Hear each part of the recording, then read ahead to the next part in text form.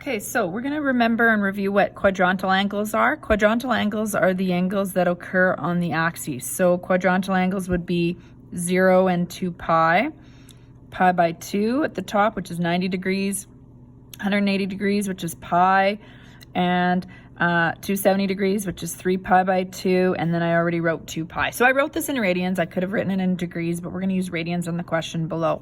Now keep in mind, if this is the unit circle, that this is the ordered pair 1, 0, 0, 1, negative 1, 0, and 0, negative 1. So you're probably used to drawing this circle out already.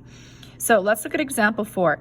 It says here, if P theta is the point on the intersection of the terminal arm of angle theta and the unit circle, determine the exact coordinates of each of the following. So in this question, it's often the wording that kind of will throw us off. So we're going to kind of go through that closely.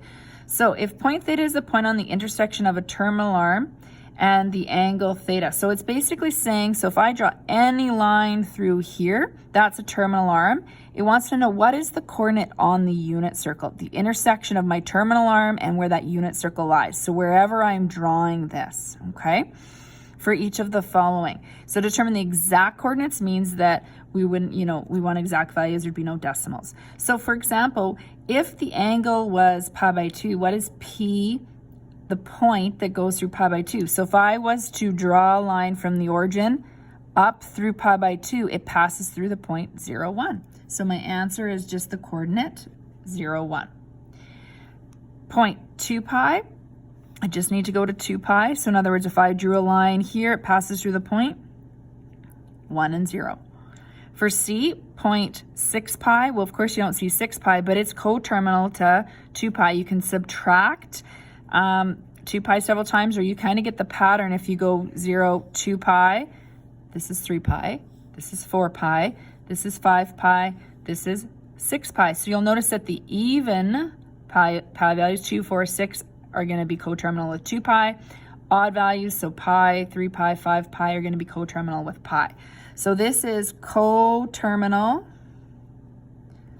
with 2 pi, so that you remember why you're going to write down the ordered pair 1 and 0. So your answer is 1, 0. Let's look at P 35 pi. Well, I don't want to count 0, 1, 2, 3, 4.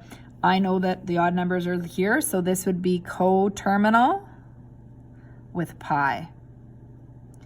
So that means it passes through the point negative 1 and 0.